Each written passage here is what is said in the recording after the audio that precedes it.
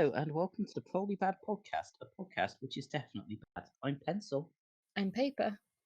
Today's Probably Bad RPG idea is a Benjamin Button style campaign where your characters level in reverse. They start at level 20 and slowly make their way to level 1. That was submitted by Barry Sachs Bisexual. So yeah, there's been a few versions of this idea and variants on this idea, and I definitely think there's ways to. The obvious one is some kind of curse or illness or something where the powers are slowly being sapped. It's a kind of you have to defeat whatever thing it is before you lose too much of your powers and no longer able to.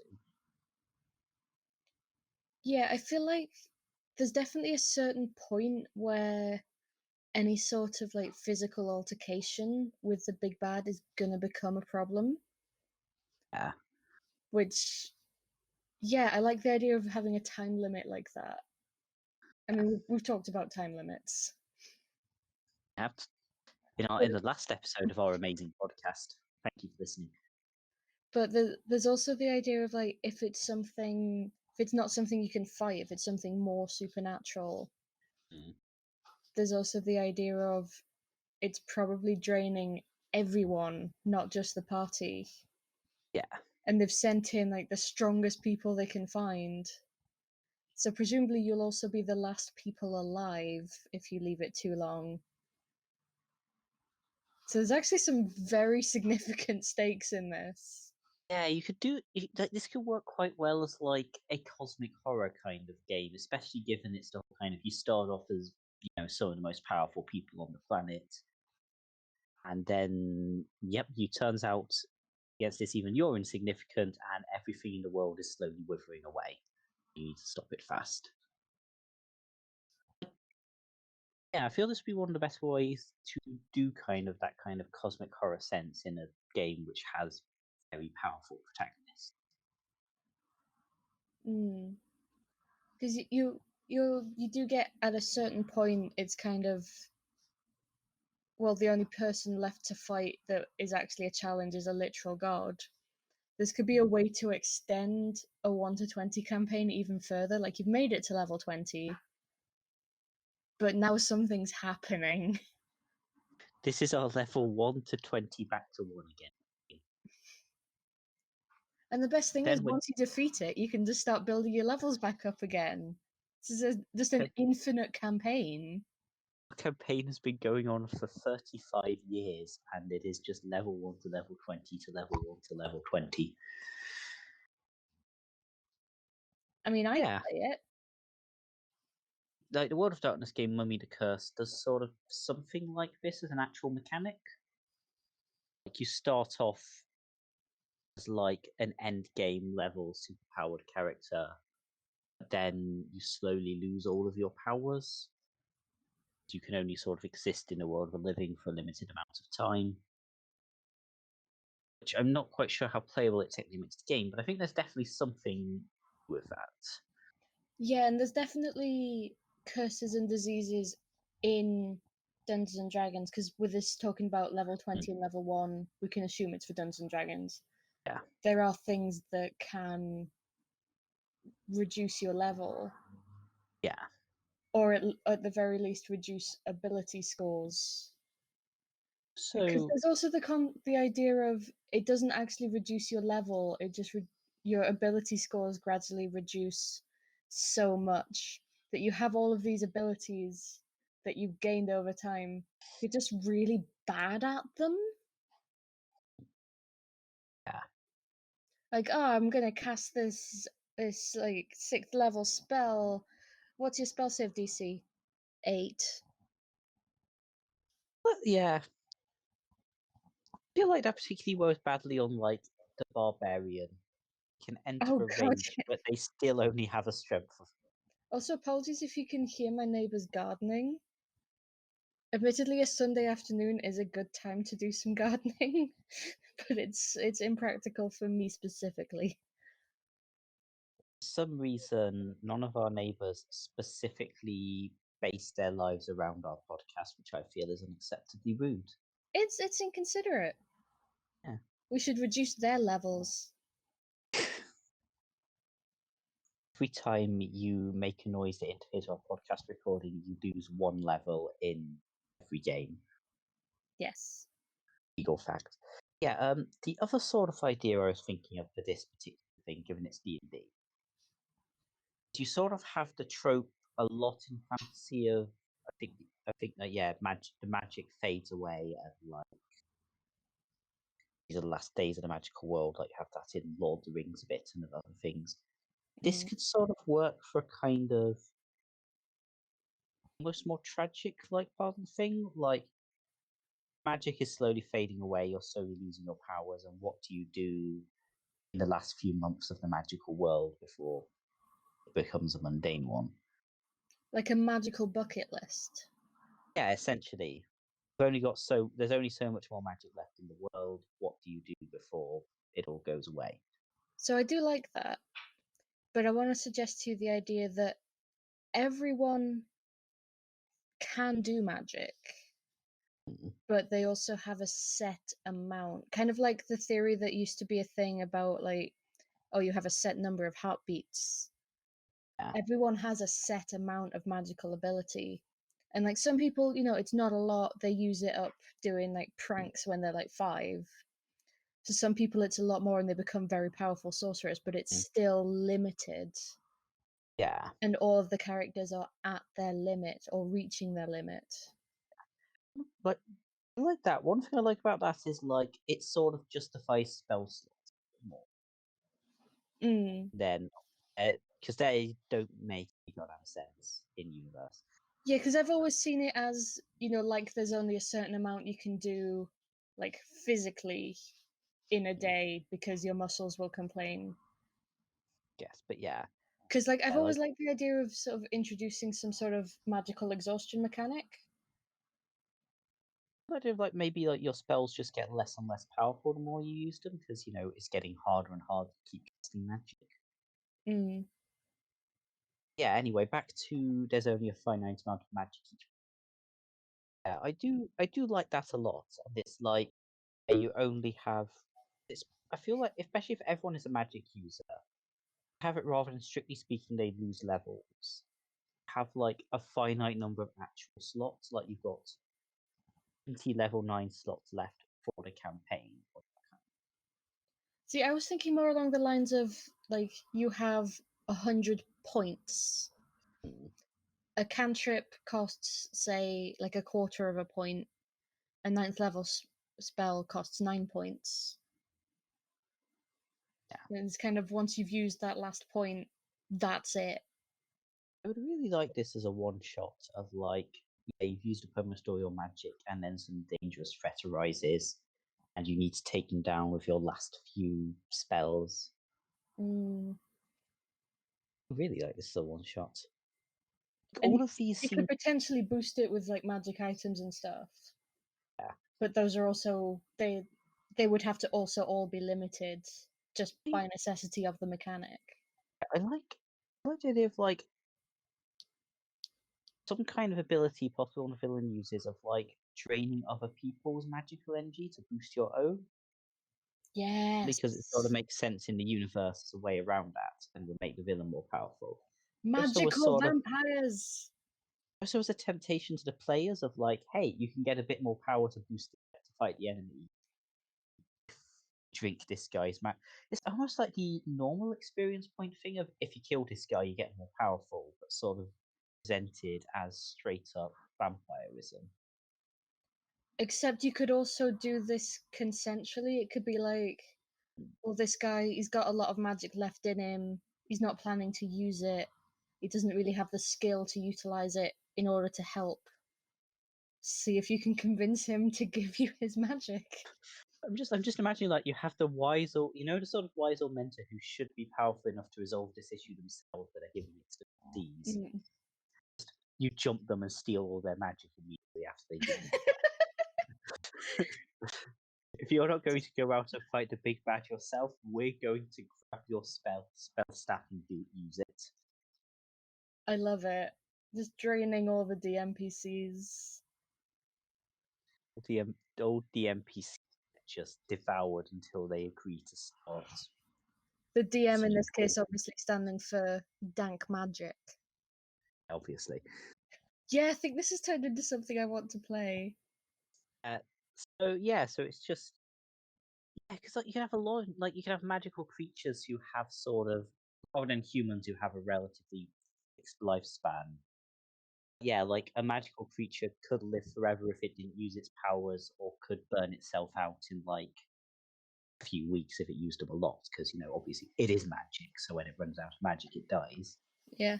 So, yeah, I really love that because there's the whole thing in like Harry Potter of like, oh well, if you drink the unicorn's blood, but this could just be you just drink the unicorn's magic.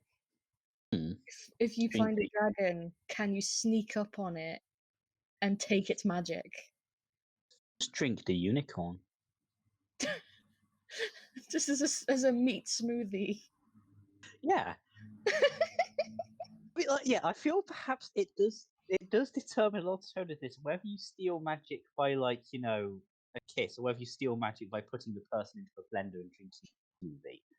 Like, as I feel both those will give very different tones. I mean, how do you think you make mana potions? You blend a wizard down to liquid and then you distill it like a fine gin. Blend a wizard and you get a mana potion. Blend a barbarian and you get a health potion. And don't know who you'd blend to get a stamina potion. The Some bard, guy who's obviously. there we go. I hope you've enjoyed this terrible secret as to how potions. And on that note, we're going to play you some plugs and then answer some questions. So, our first question comes from Mesriel. I'm doing 12 raccoons inside a full suit of armor as a quest giver. What's the best way to make it as probably terrible as possible? Like at the point at which you have 12 raccoons in a suit of armor as a trench coat, not as a quest giver. The trench coat is the quest giver. Hmm. Yeah, I think what I would do either make absolutely no attempt at hiding it whatsoever. Like they don't speak common, they just chitter. Raccoons chitter? Whatever noise raccoons make. I think So chittering is an accurate term. yeah, sort of like occasionally crawl out and like steal the party's ration or that kind of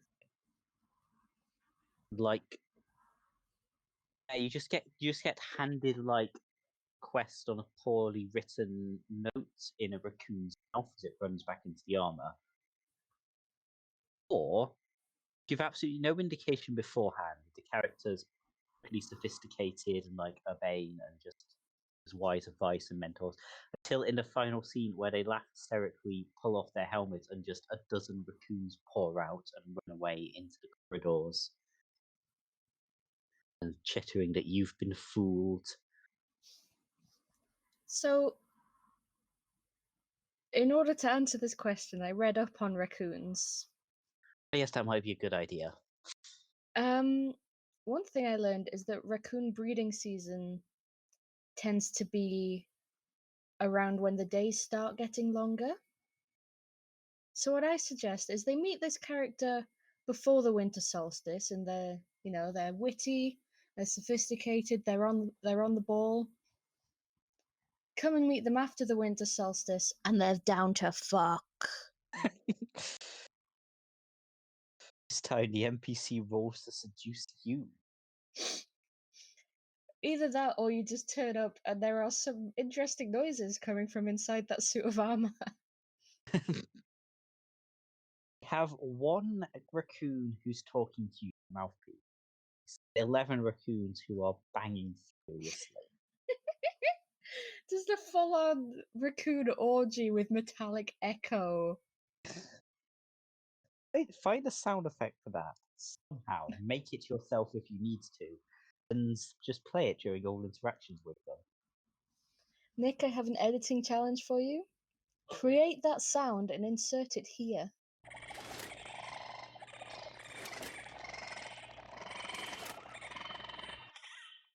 I hope that's terrible enough for you. Um, I'm not sure I can top Raccoon Orgy. you don't have to be the top.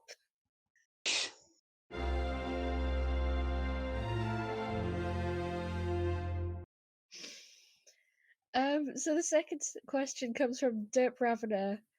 How do you feel about homebrew being in?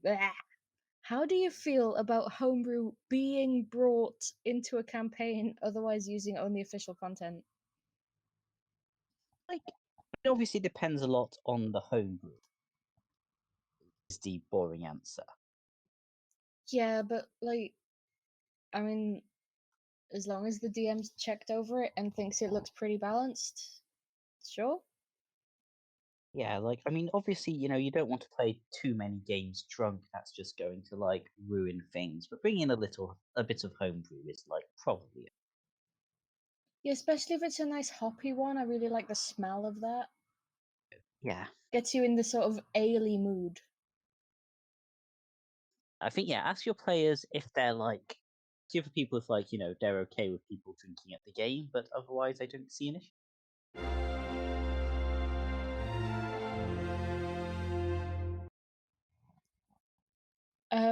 So the last question is anonymous. Any tips or steps for building a city? Hmm. I'm It going to involves a choose lot of to assume bricks. you mean in the game, We and not apologize like if you make sure you get planning permission. uh, apologize if you intended to submit this to some kind of architectural podcast, and like it's been a terrible misunderstanding. But I mean, I think the first step is to figure out. I mean, this is very much with my archaeologist hat on, but why is there a settlement there specifically? Because, I mean, I think kind of less so in the US because it's kind of we'll put a city where we damn well please. Um, but certainly in most of the world, I think it's very much about this is a good spot because it has water or it has good farmland or it's religiously significant. So I think you need to think about the history and then think about how that place would evolve. hmm. Is I have a different approach to I'm making sorry cities. if that's a good answer. Like, it's possibly a good it's a good answer. I have a different approach to making cities, which is more kind of what does this city why what does this city add to kind of setting, like because so like you have a lot of cities which are kind of like the archetype of the dangerous kind of city, or the city which is sort of the big and wealthy and powerful city. And I think like a lot one of my big problems with a lot of RPG made settings is they have a lot of cities and a lot of nations, all of which are incredibly boring and completely changeable, and you'll never bother to remember anything about any of them.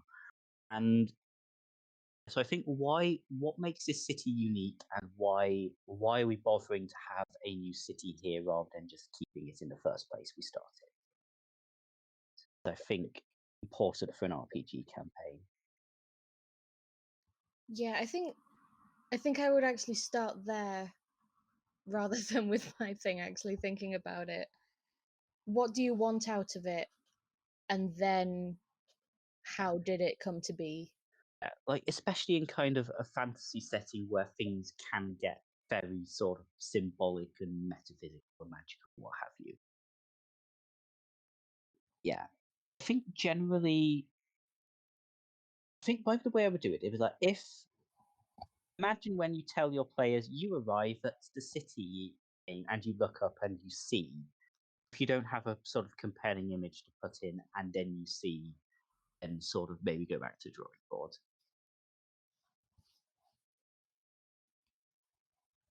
I think like we've given two possible good answers to this question, which is very off-brand. Bad We'll, answer. we'll, we'll just have to insert the raccoon noise again here, just Yeah. balance it out.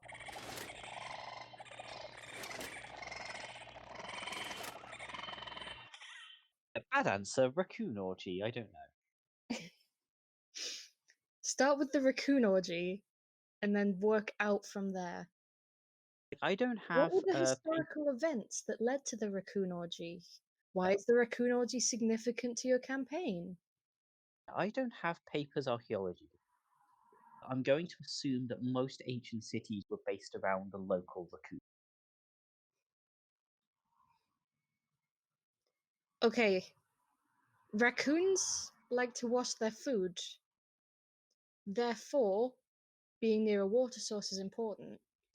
Cities outside of the United States, at least, tend to be built around water sources. Therefore, we cannot definitively prove that raccoons weren't involved in town planning. Okay, so to answer your question, questions you need to answer. One, why historically would a city be built here? Two, what extra things does this city add to my campaign? And three, how close is this city to a horny raccoon? I hope that answers your question. So that was the Probably Bad podcast. Thank you for listening. If you have a question, you can send it to probablybadrpgideas on Tumblr or email probablybadpodcast@gmail.com.